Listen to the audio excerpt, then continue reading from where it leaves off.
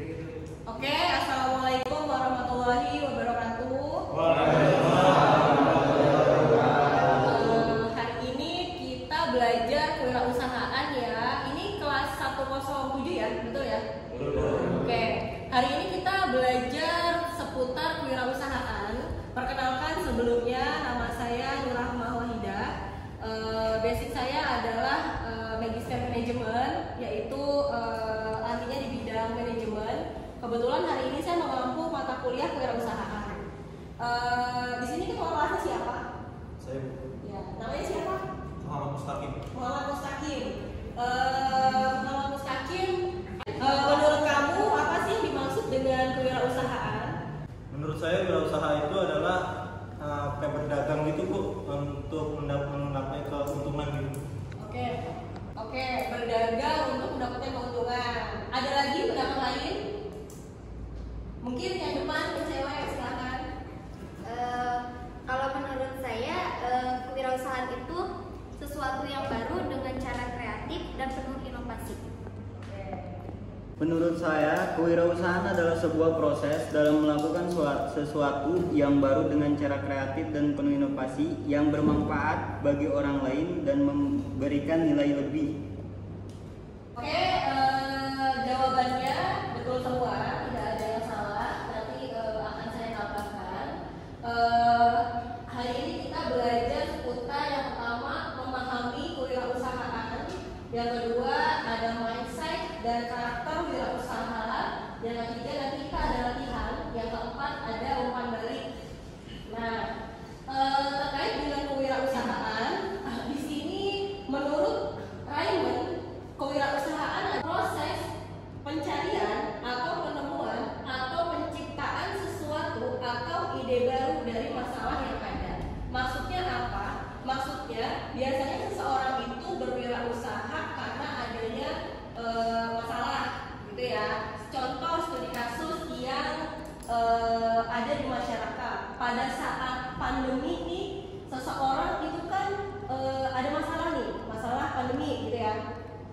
Biasanya seseorang itu membaca peluang usaha. Nah, pada saat pandemi yang banyak berjualan itu produk apa? Masker, gitu ya. Lalu apa lagi?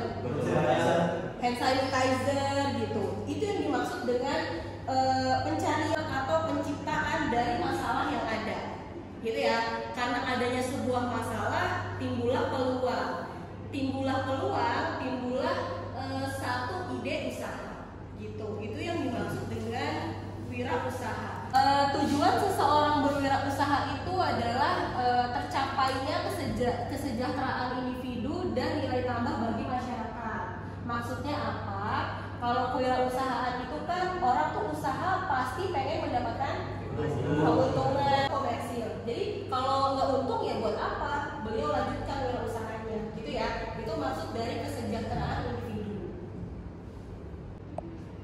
Ibu lanjut. Lanjut ya. Ya. Udah? Udah lanjut aja. Di sini ada studi kasus wirausaha dari Pak Sosrojoyo ya. Ini kalian pasti tidak asing. Ini kalian kalau makan minumnya apa? Ya, itu bagian dari tagline. Nanti kita belajar tagline. Jadi teh botol Sosro itu seiring perkembangan zaman dia selalu berinovasi gitu, karena berkaitan dengan wirausaha itu tidak luput dari inovasi, gitu ya. Sejarah dari Pak Sosrojoyo itu awal mulanya adalah petani kecil yang berpola pikir berwirausaha dari petani teh. Lambat laun berkembang, awalnya kemasannya itu seperti kemasan kaca, gitu ya. Lama-lama gimana caranya supaya orang itu sekarang mobile, kerjanya mobile, mau minum mobile, maka dari itu dibuatlah kemasan yang bisa dibawa kemana-mana, gitu ya. Ini terkait dengan inovasi berwirausaha. Di slide selanjutnya ini ada kuadran Robert Kiyosaki, wirausaha itu sebagai jalur penghasilan, ya. Di slide terlihat ini ada kuadran ya, ini namanya kuadran. Ini kuadran menurut Robert Kiyosaki. Robert Kiyosaki adalah orang terkaya lah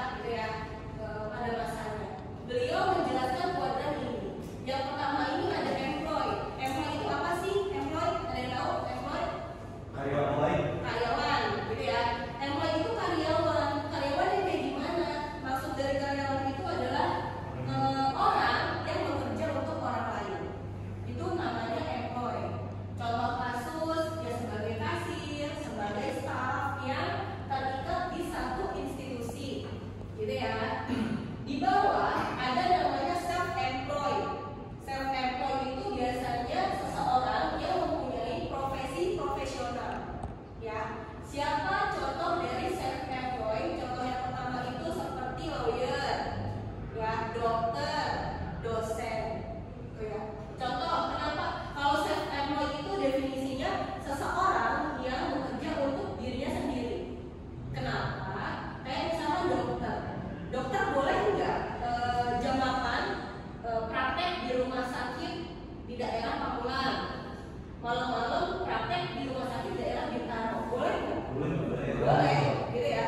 Karena memang dia ini bekerja karena kompetensinya, gitu ya. Dan boleh dari berbagai instansi asalkan tidak mengganggu instansi tempat lain yang bekerja, gitu ya. Tapi kalau misalnya yang tadi employee, karyawan, pagi 7 jam nih, jadi karyawan di retail A, gitu ya. Lalu sore-sore di retail B, boleh nggak? Nggak bisa, gitu ya. Karena sudah ada kontrak. Kalau ini tenaga profesional bisa. Kayak contoh lawyer. Kalau lawyer kan pasti kliennya nggak cuma satu ya. Ada banyak, gitu ya. Banyak, beda-beda kasus, boleh. Gitu, ini namanya self-employed. Oke? Lanjut lagi ada bisnis, gitu. Bisnis itu apa sih? Bisnis itu adalah sistem yang bekerja untuk mereka, gitu. Jadi beda halnya dengan berjualan ya. Mungkin kalau berjualan yang penting bisa makan, gitu ya. Yang penting mah bisa makan hari ini, gitu kan prinsip orang berjualan. Tapi kita berbicara bisnis, kita berbicara sistem, gitu ya. Sistem yang bekerja untuk mereka. Contoh nih, dari employee itu boleh kok jadi seorang pebisnis. Contoh, kalian kerja jadi kasir, gitu. Tapi kalian punya usaha laundry, boleh nggak? Boleh, gitu ya. Tinggal sistem yang bekerja, entah itu kalian rekrut karyawan, gitu ya, dan hal lain sebagainya. Jadi kalau bisnis itu ada sistem yang bekerja untuk mereka. Tapi investor baru ada yang jawab. Oke, Bu. Tadi udah employee, karyawan, lalu ada self-employed, orang nggak pernah puas, udah jadi self-employed, kayaknya jadi pebisnis. Dari pebisnis, orang nggak pernah puas lagi loh, kayaknya yang namanya jadi investor. Investor itu apa sih? Yang bekerja untuk mereka. Ya, contohnya yang memegang saham di satu perusahaan, gitu ya. Gunanya apa? Mereka ingin financial freedom, kebebasan finansial. Contoh, pengen lama-lama kerja, mereka liburan, gitu ya. Kalau kalian sebagai investor, bulan tetap dapat penghasilan nggak? Tetap, karena yang kerja kan perusahaannya, uang yang sudah ditaruh di saham perusahaan tersebut. Karena investor memang uang yang bekerja untuk mereka. Karena pengen financial freedom, gitu ya. Dari employed, self-employed, pebisnis, investor, ada yang ingin bertanya? Silahkan. Bu, saya Muhammad Mustaqim ingin bertanya Bu, contoh wirausaha di era digital ini seperti apa Bu? Ada lagi yang ingin bertanya? Saya kok. Ya. Saya Aisyah ingin bertanya, menurut Ibu sendiri apa sih arti dari kewirausahaan? Oke, terima kasih pertanyaannya bagus-bagus semua ya. Saya ingin menjawab yang contoh kewirausahaan digital. Contoh nyata kewirausahaan digital itu ya contohnya misalnya produknya itu kalau di kampus itu kan ada usaha misalkan ayam bakar, gitu ya, ayam bakar. Digitalan itu biasanya di pemasarannya. Jadi apa saja sih platform-platform yang bisa digunakan untuk wirausaha tersebut? Contoh yang pertama, kalau makanan itu kan ada sistem yang namanya GoFood, gitu ya. Jadi platform-platform apa saja yang bisa digunakan untuk memasarkan secara digital. Atau mungkin kalau usahanya itu berupa barang, mungkin kayak ini, spidol, gitu ya. Pengusaha tersebut bisa menjualnya di platform yang ada di banyak media, gitu ya, seperti kayak Shopee, Tokopedia, gitu ya. Itu bagian dari wirausaha yang berbasis digital, seperti itu, gitu ya. Pertanyaan kedua, definisi wirausaha seseorang yang mampu membaca peluang di lingkungannya dan berani untuk mengambil resiko untuk berjualan gitu ya, atau berwirausaha yang guna mendapatkan satu keuntungan gitu ya. Oke, seseorang biasanya itu bekerja ujungnya itu dua. Ada yang tahu nggak? Ujung dari seorang pekerja atau seorang karyawan. Ada yang tahu nggak? Uang rumah tangga, Rumah tangga. mendapat penghasilan. Mendapat penghasilan. Apalagi Keuntungan dan kerugian. keuntungan dan kerugian. Karyawan loh ini karyawan. Kalian sebagai karyawan, ujungnya itu dua. Apa sih? Pensiun dan memiliki bisnis. Iya, betul ya. Ya.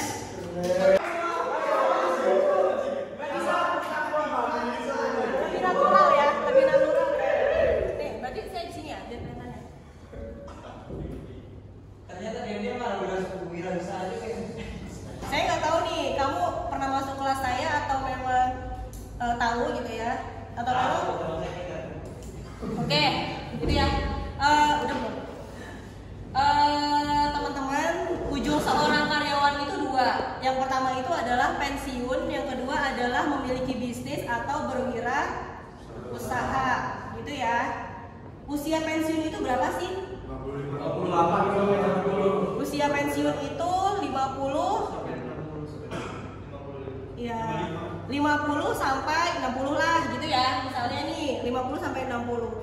Setinggi apapun jabatan kalian, misalnya manajer, supervisor, pasti ujung-ujungnya adalah pensiun di usia 50 sampai 60. Kalau sudah pensiun, outputnya itu dua. Ya udah, uangnya dipakai aja buat kehidupan sehari-hari, ya udah pensiun gitu ya. Atau mungkin memiliki usaha. Kalau misalnya pada masa usia 50 sampai 60 kebutuhan itu lagi banyak-banyaknya. Contoh, kalian bisa lihat orang tua kalian lah, usia 50 kalian masih SMA gitu ya, atau mungkin lagi kuliah nih, masih biaya orang tua gitu ya. Tapi apakah cukup dengan dana pensiun? Gitu ya. Jadi mau nggak mau harus memiliki suatu usaha gitu. Jadi kalau bisa memulai usaha dari sekarang, kenapa nunggu yang namanya pensiun gitu ya? Karena itu tadi lagi usia segini nih, lagi banyak-banyaknya pengeluaran.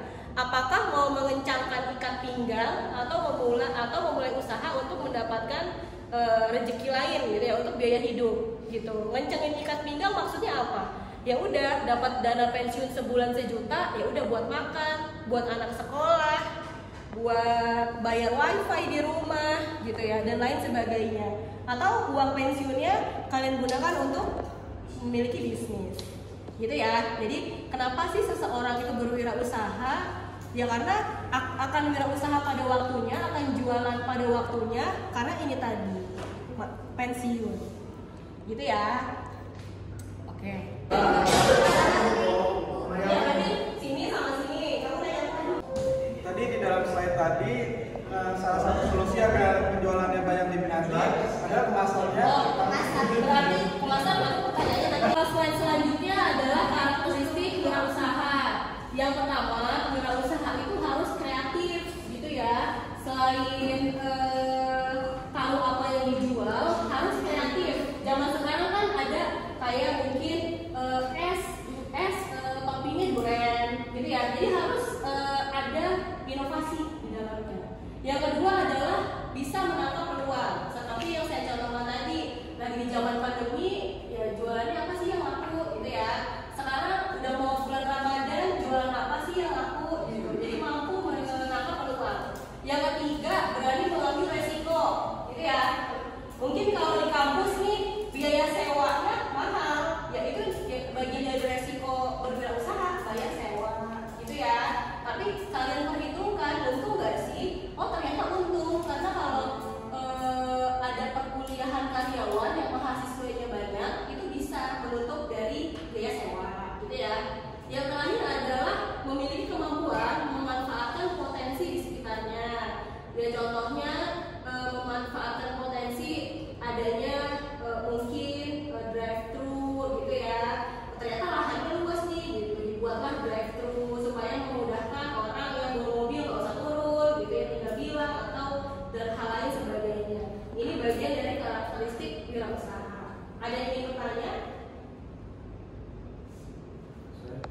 Saya ingin bertanya Bu, nama saya Muhammad Syawal Praditya. Apa saja hambatan seseorang untuk memulai suatu usaha? Ada lagi yang ingin bertanya? Bu, nama saya Bagas Pramudita. Saya izin bertanya bagaimana cara untuk menggarap customer di era digital ini, Bu. Oke, saya akan menjawab pertanyaan pertama, hambatan dari seorang wirausaha ya. Biasanya seorang wirausaha pemula itu hambatannya yang pertama adalah modal.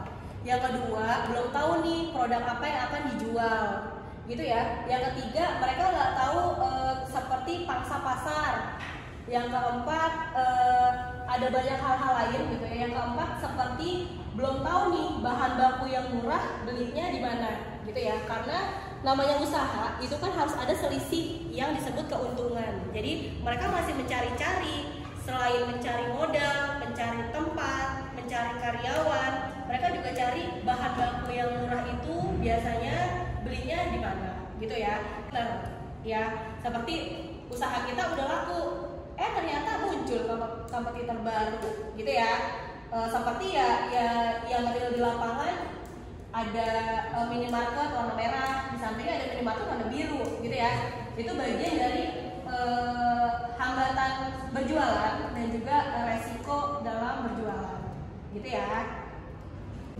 Oke, untuk mencari customer gitu ya di era digital saat ini, menarik konsumen itu yang pertama kalian bisa melakukan strategi. Zaman sekarang kan suka ada giveaway gitu ya, zaman sekarang. Lalu yang kedua ada seperti promosi, seperti buy one get one, atau mungkin kalian kolaborasi dengan platform lain seperti pembayaran OVO gratis berapa persen gitu ya. Itu strategi digitalnya berjualan pada saat ini untuk menarik konsumen, gitu ya. Oke. Ada yang nanya ya? Di slide terakhir di sini paparannya adalah wirausaha memberikan yang lebih baik atau nilai tambah. Contoh di sini ada yang pertama nih, kalau pertama kali berjualan produk kita belum ada kemasan, gitu ya. Tentu saja ini konsumen nggak tertarik nih kalau nggak ada kemasan, gitu ya. Bagaimana cara mereka bawa nih nggak ada kemasannya? Lalu konsumen itu sudah wirausaha tersebut scale up, gitu. Scale up itu maju ke atas dengan membuat kemasan yang biasa, gitu ya. Seiring ilmu seorang wirausahanya sudah berkembang, seiring digitalnya juga sudah paham, dia upgrade lagi dengan membuat desain, gitu ya. Zaman sekarang kan jualan keripik udah ada packaging yang ada desainnya, gitu ya. Gunanya apa sih? Ya gunanya untuk pertama memperkenalkan brand, yang kedua menjadi nilai tambah, gitu. Menjadi nilai tambah bagi seorang wirausaha tersebut, gitu ya. Jadi banyak yang beli, banyak yang tahu produknya, gitu. Memberikan yang lebih baik ya dari wirausaha. Nah, ini gimana caranya buat mengembangkan? Mengenai slide ini, sebelumnya perkenalkan nama saya Rafael Ponto. Saya ingin bertanya, ini kan di dalam saat ini salah satu solusi agar penjualannya banyak diminati adalah kemasannya harus semenarik mungkin ya. Kira-kira ada nggak sih Bu solusi lain agar agar dapat diminati oleh orang lain juga? Oke, baik. Ada pertanyaan lain? 3. Oke, baik. Ada pertanyaan lain? Saya Bu izin pertanyaan saya Rahmawati. Saya izin bertanya, kan Ibu menjelaskan tentang wirausaha memberikan yang lebih baik ya Bu ya. Jika untuk menumbuh kembangkan jiwa entrepreneur di kalangan mahasiswa itu gimana Bu? Oke, baik. Saya akan menjawab pertanyaan pertama. Nilai tambah selain dari packaging, gitu ya. Penjelasan tadi kan seputar kemasan.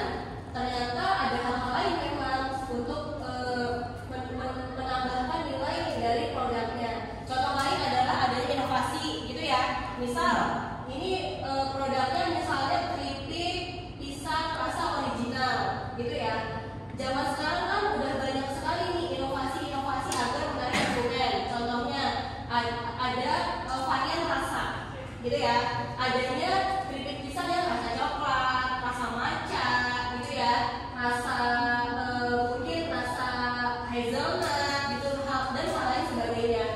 Selain kemasan, kita bisa inovasi dengan varian rasa, gitu. Lalu juga selain kemasan, selain varian rasa, hal lain adalah media promosi. Zaman dulu mah jualannya keliling, zaman sekarang sudah berbasis digital. Tinggal di-upload di Instagram, tinggal di-share di status WhatsApp, sudah closing gitu ya. Closing artinya barang kalian laku terjual gitu. Ternyata banyak banget nih nilai-nilai tambah untuk UMKM itu atau seorang wirausaha itu maju gitu ya. Oke, pertanyaan kedua, bagaimana cara menumbuh kembangkan jiwa wirausaha gitu ya bagi kalangan mahasiswa. Yang pertama memang kalian itu mampu membaca peluang gitu ya. Kenapa sih di universitas itu kewirausahaan itu sebagai mata kuliah wajib universitas gitu ya? Kenapa? Karena ke depan kita nggak tahu apakah kita menjadi seorang sarjana yang langsung kerja, ataukah kita menjadi seorang mungkin sarjana yang belum langsung bekerja, bahasa lainnya pengangguran gitu ya. Tapi dengan adanya mata kuliah kewirausahaan ini, kalian sudah dididik, sudah siap. Kalau belum dapat pekerjaan ya bisa coba memulai suatu usaha gitu ya. Jadi berjualan itu nggak cuma yang penting laku gitu. Ternyata di dalamnya itu banyak sekali loh komponen-komponennya. Ada resiko, ada hambatan, ada peluang gitu ya, bahkan ada ancaman. Tapi juga banyak keuntungannya terkait dengan relasi, terkait dengan strategi pemasaran dan hal lain sebagainya. Yang kedua, menumbuh kembangkan jiwa wirausaha untuk kalangan mahasiswa adalah ya kalian jangan malu gitu ya. Wirausaha itu ya kalian jual produk kalian sendiri. Kalau di perusahaan bahasa lainnya marketing gitu ya, marketing rumah. Apa itu? Itu sama aja kan jualan produk tapi produk orang lain. Seperti yang di kuadran Kiyosaki tadi, kalian itu sebagai karyawan gitu ya. Itu karyawan tapi karyawan marketing. Maksudnya apa? Kalian bekerja untuk orang lain. Kalian harus paham yang B ini kalian juga marketing misalnya, tapi untuk produk kalian sendiri gitu ya. Jadi yang perlu ditanamkan, yang perlu kalian tahu supaya semangat berwirausaha, bekerja itu ada masa pensiun. Kalau nggak dimulai kalau dari muda udah bisa, kenapa nunggu tua gitu kan? Yang kedua, sebenarnya usaha itu nggak perlu modal, ada strateginya. Yang penting ada kemauan. Zaman sekarang kan banyak sekali strategi seperti metode dropship gitu ya. Kalian anak-anak muda lebih inilah yang tahu dropship seperti apa gitu ya. Yang kedua, jualannya yang kamu suka. Kamu di bidang otomotif karena kebanyakan cowok nih suka motor, ya jualan aja yang kamu suka, helm kah, onderdil kah gitu ya. Berjualan dimulai dengan yang kamu suka. Kalau anak muda biasanya punya komunitas, tawarin ke komunitas terdekat gitu. Setelah komunitas terdekat atau kata lainnya itu ring satu itu dari keluarga, teman, komunitas. Baru kalau udah siap berjualan ke ring 2. Ring 2 itu sekarang jualannya ring 1 di kelas 101. Ring 2 itu kamu coba tawarin ke kelas sebelah gitu ya. Yang ketiga ya jangan malu gitu ya. Salah satu sumber rezeki itu adalah berniaga. Jadi kalau bisa berniaga ya kenapa nggak dicoba gitu ya. Itu dari saya. Oke.